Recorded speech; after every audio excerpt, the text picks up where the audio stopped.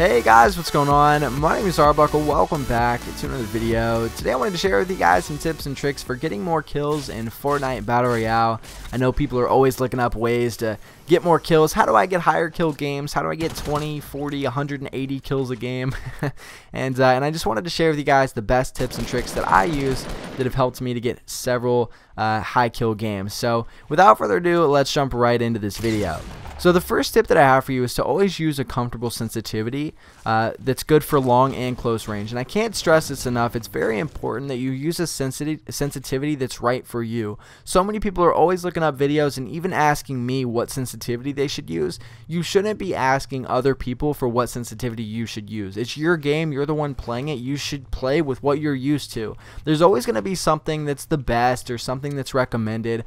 Obviously, something that's not one sensitivity or 100 sensitivity is going to be like in the ballpark of what you want to use.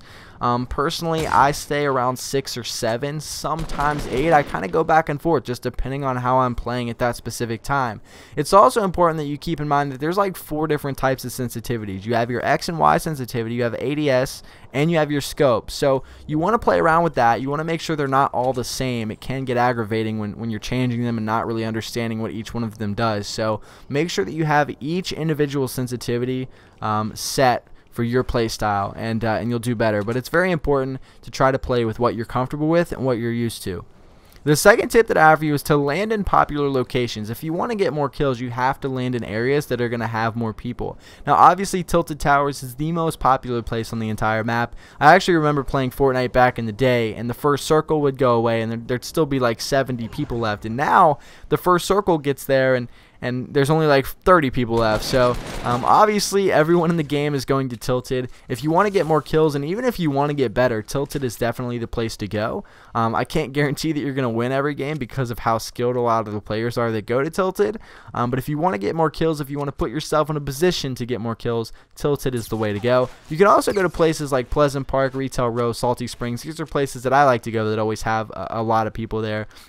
And I find it easier just because it's a little bit more open. There's not a lot of places people can hide, and they're pretty decent locations. So always land in popular locations if you're trying to get more kills. The third tip that I have for you is to work as a team when playing with friends. Now, obviously, if you're playing solo, you got to work by yourself.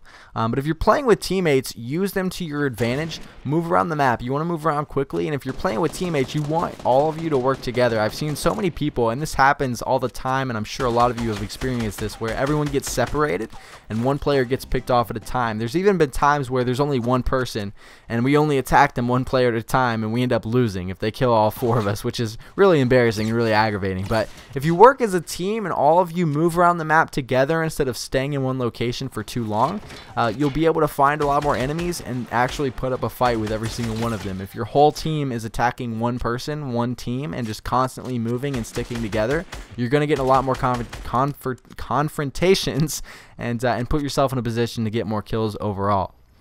The next tip that I have for you is to turn offense into defense. One gunfight brings everyone running. So I know it's difficult to understand what offense into defense means.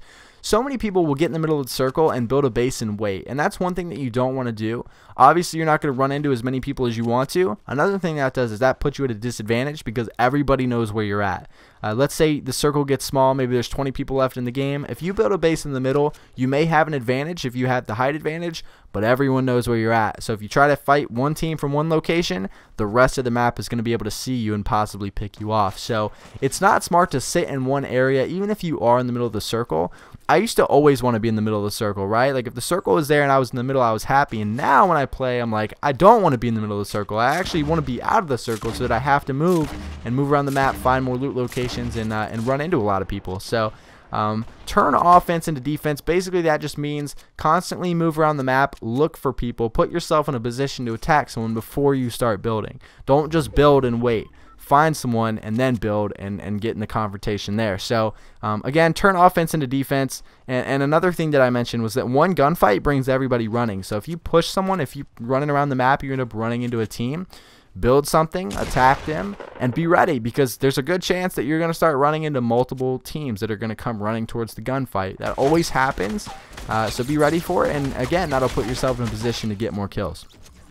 The next tip that I have for you is to create height advantage. This is something that's extremely important that I really recommend doing. I'm pretty sure all of you guys understand this concept, but no one really puts it to play as much as they probably should. Whenever you get in a gunfight, disregarding where anyone is, you always need to try to put yourself in a position to have height advantage. Even if somebody has a base on a mountain, it's always important to put yourself above them before you start trying to win the gunfight. Let's say, for example, somebody's up on a hill and they've got a small metal base. It's obviously smarter to try to get above their base than to sit at the bottom of the hill and fight them from there. They have the height advantage. If they have any type of explosive, you're screwed. If you are at the bottom of a hill, you're basically screwed. There's not a whole lot you can do unless you're extremely good at just building ceilings and walls and stuff, avoiding 100 RPGs coming down at you. But it's always important to try to get above them. Now, in a simple situation, if you're both on flat ground, obviously you want to ramp up and build a base that's above the ground. That way you have the obvious height advantage. If someone's on a hill or someone's in a base, you want to ramp up above their base. And one kind of side tip that I can give you for that, a lot of people will build up to the base. You always want to build up above it. You don't want to build up to it, because what happens is as soon as you get up to the top, they peek over and you're screwed.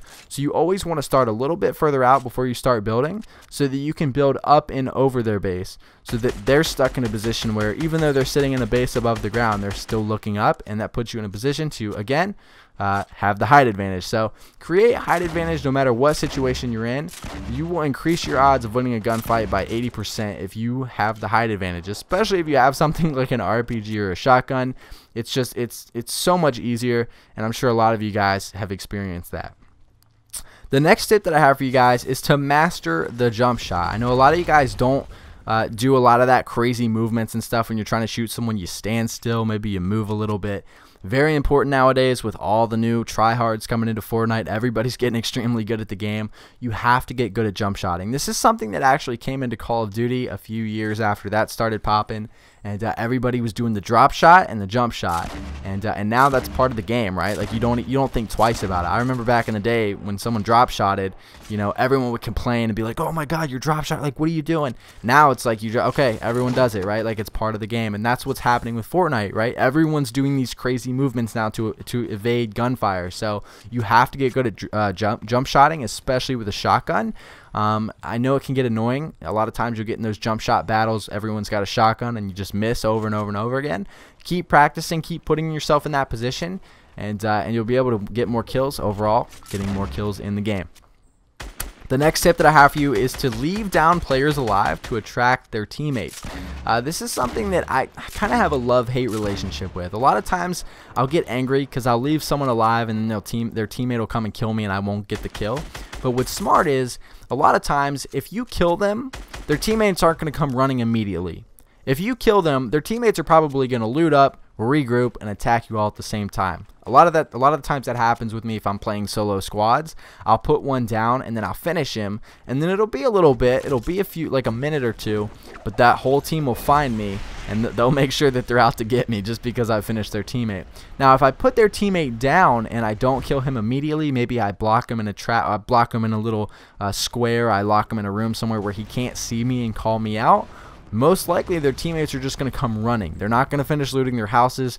If their buddy's still down, they're going to try to get there as soon as they can, and that's going to help you out. They might not all come running at once. They're not going to regroup, and they're not all going to be set to fight you. A lot of the times, they're just going to come running with whatever they have to try to save you. But what's important while doing that is to make sure that they can't call you out. I can't stress that enough. So many people will do that, but then just stand there right next to the guy that's down. And obviously, the guy that's down is like, okay, he's standing right here. He's looking at this door. He's going here. So make sure you're in a position to where he can't call you out. He just says he's here somewhere. The next tip that I have for you is to play the edges of the circles. This one is very, very important if you want to get more kills. Like I said earlier, sitting in the middle of the map is not going to help you out if you're trying to get lots of kills in a game. If you're playing the edge of the circle, running around the edge of the storm, in between, you know, the small areas between the storm and the circle, you're going to run into a lot more players, especially players that are weak from trying to run out of the storm. So play the edges of the circles. You're going to run into a whole lot more people, and a whole lot more people that aren't prepared and are playing at a disadvantage. If you're trying to fight someone that's in the middle of the circle, they don't have to go anywhere, and there's a good chance they're just going to sit still until they absolutely have to move towards you. If you're fighting someone on the edge of the circle, the storm is coming, they have to move. They're already at a disadvantage because they can't sit still. They have to come towards you. So always play towards the edge of the circle. Use the storm to your advantage. And yeah, again, guys, if you guys have anything to add on to all these tips that I just shared, make sure to leave comments down below. It would be greatly appreciated. I hope you guys did enjoy this video. Make sure to subscribe if you haven't already, and I'll see you guys next